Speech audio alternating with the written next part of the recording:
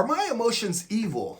Can they be trusted? Today, we're going to tackle this topic. But first, I want to thank you and everyone who has already subscribed to our YouTube channel. And I want to give a personal invitation, if you have not subscribed to our channel, to hit that big red button right over there, smash that like button, and leave us a comment right down below because we love hearing your feedback.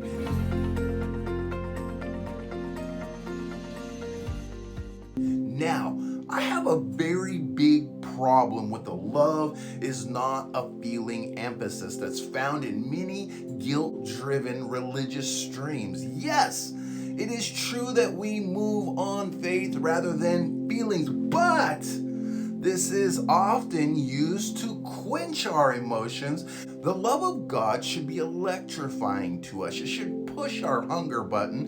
It should cause us to stir up with passion that doesn't feel quenched.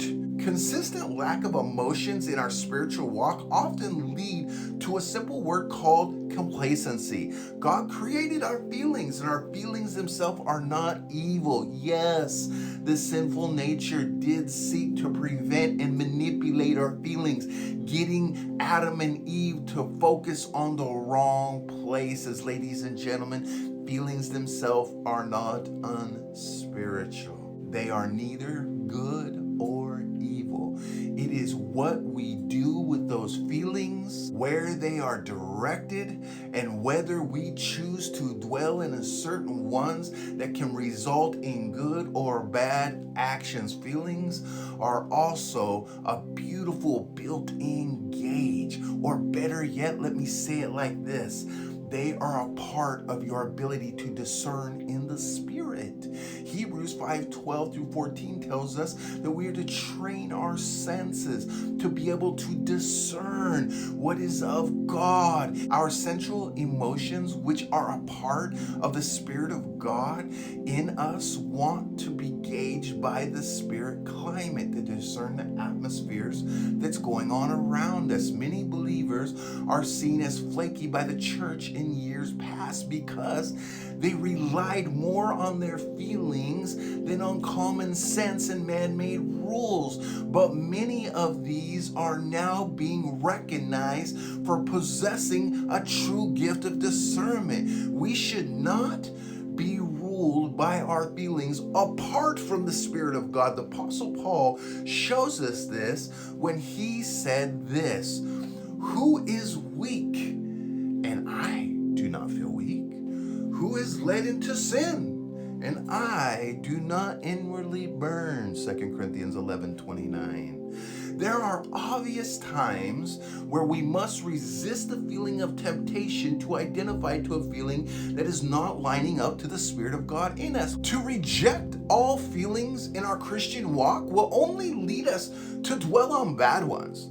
We live first by truth, but we must not reject our emotions, but train them to line up to the Spirit of God, what I like to call emotional sanctification. And a holy pleasure must surely follow if we expect to call ourselves well-balanced. Even God has strong affections. It is for a lack of feeling and senses we can miss God and fall into a vain imagination. The problem is not that our feelings are invalid. The problem is they haven't been trained to discern how God sees. Because of lack of equipping of our emotions, that they are now finding themselves in limited experience of God. God is so infinitely beautiful, and His love actually terrorizes people at times. The fear of the Lord is not based on His anger. The fear of the Lord is based upon awesomeness of His presence in us, which is beyond the capability to handle mentally at times. Our hearts must be expanded and softened to receive what the Father has. And this is only the happiness that can be experienced through the senses and the Spirit, having a kiss of agreement to understand the realities of the kingdom. For this reason, we should not be forsaken when our feelings don't seem to be matching with the faith we stand in. It is simply a mental renewing and a stripping down and rebuilding up of our mental realities, that we can allow ourselves to go deeper in the experiences of God in us. To learn more about Pauly and the Ministry of Sonship Lifestyle, www.sonshiplifestyle.com.